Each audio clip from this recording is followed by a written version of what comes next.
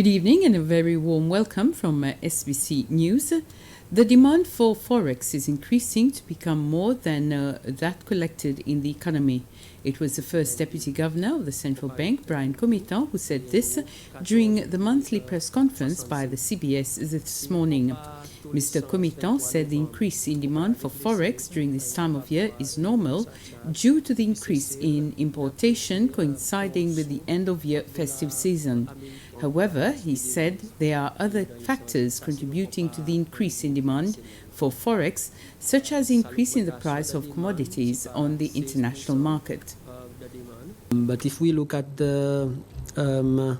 what's been happening in terms of movement in the exchange rate, despite the recent increase in demand, the rupee remains stable compared to both the US dollar and the euro.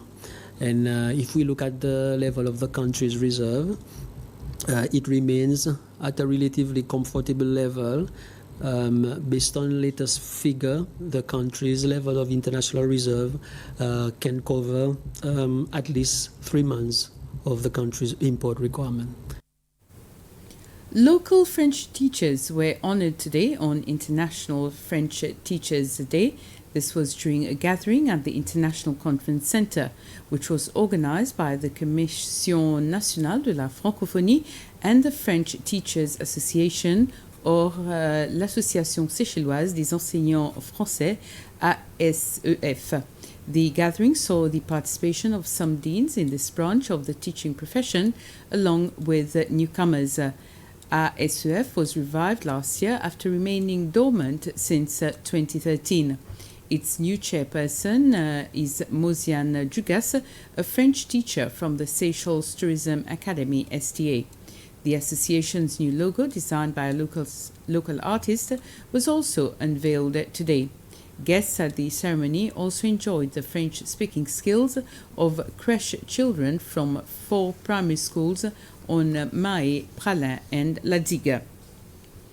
The Ministry of Health has celebrated the last day of the World Antimicrobial Awareness Week with a campaign in Victoria to sensitize and educate people on the role they can play to reduce antimicrobial resistance.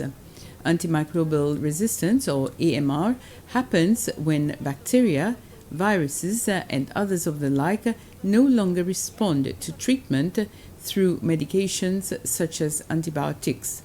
This in turn makes infections harder to treat.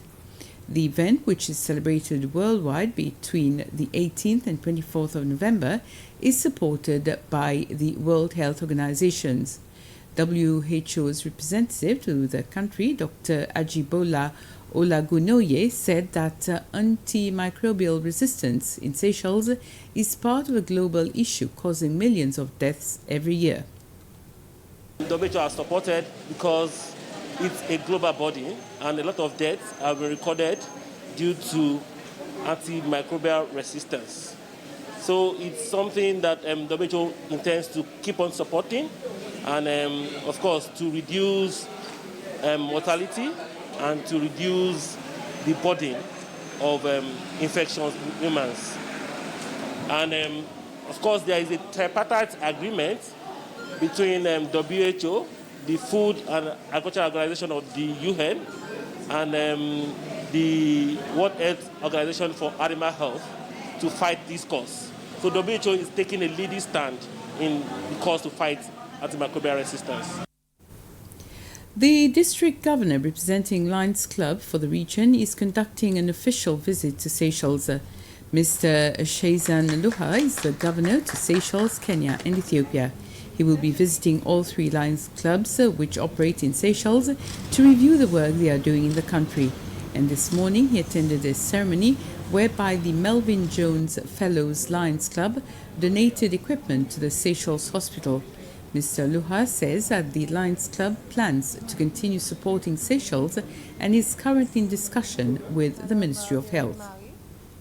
I have come with over 700 pairs of glasses for children as well as for adults, which I will hand over to the Lions of Seychelles. And whenever they are doing any eye camps, these glasses will be distributed to those who require at no cost.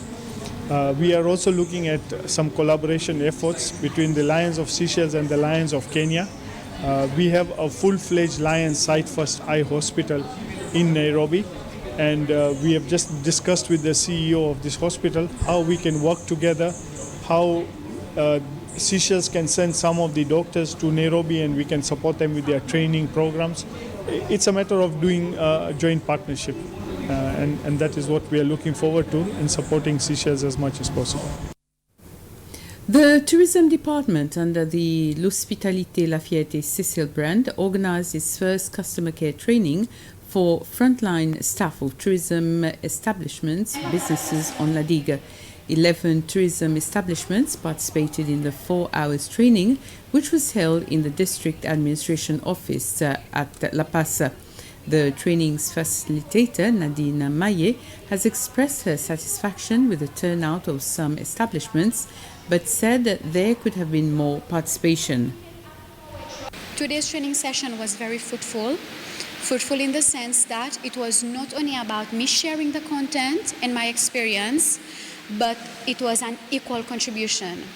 The participants were able to share their knowledge, to share their thoughts, and of course we learned from each other. I'm very happy with the outcome. It could have been better, of course, taking into account the number of tourism establishments we have here on the island. So I anticipate that next training we will have a bigger crowd. But in all, it was a very nice day. Those are our main stories so far this Thursday evening. Join us again for the news in Creole at 8. Bye for now.